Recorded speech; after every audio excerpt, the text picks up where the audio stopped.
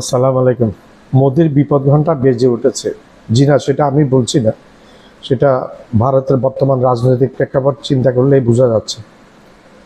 সংসদের ভিতরে এবং সংসদের বাইরে মোদি কোণঠাসা হয়ে গেছে একেবারে, এবং দেশের ভিতরে মোদি কোণঠাসা, সংসদের ভিতরে মোদি কোণঠাসা, দেশের বাইরেও মোদি কোণঠাসা। আমেরিকা মোদিকে এমনভাবে গলা টিপে ধরেছে, মোদিকে বলেছে যে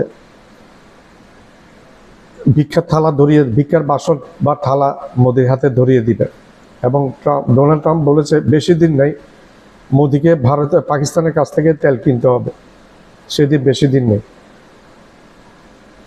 মোদির উপর 50% ট্যারিফ আরোপ করেছে ডোনাল্ড ট্রাম্প, বলছে আরও অনেক কিছু দিবে, এবং মোদিকে মনে হয় বাঁচতে দিবে না, এবং ভারতের সরকার পতন আমেরিকা একমাত্র কারণ হয়ে যাবে। মোদি নিজে ভারতের সরকার পতনের কারণ, অন্যতম কারণ।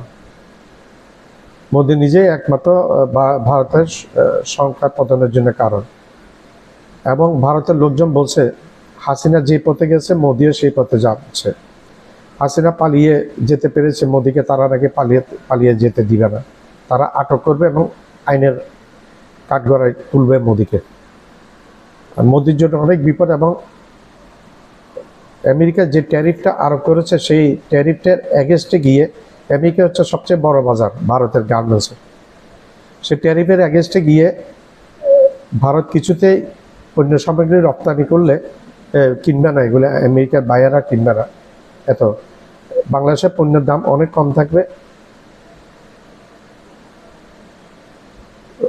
ভিয়েতনামের পণ্যের দাম অনেক কম থাকবে, পাকিস্তানের পণ্যের দাম অনেক কম থাকবে। আমি গার্মেন্টস পণ্যের কথা বলছি।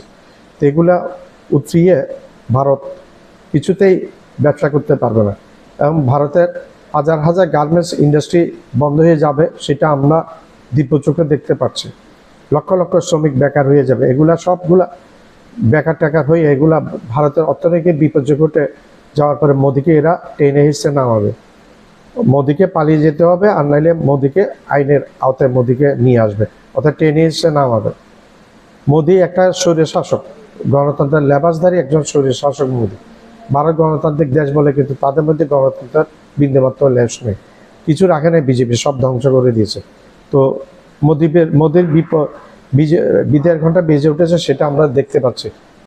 আমার চ্যানেলটা লাইক করবেন, সাবস্ক্রাইব করবেন, শেয়ার করবেন, বেল আইকনটা প্রেস করবেন, সাবস্ক্রাইব করতে ভুলবেন না।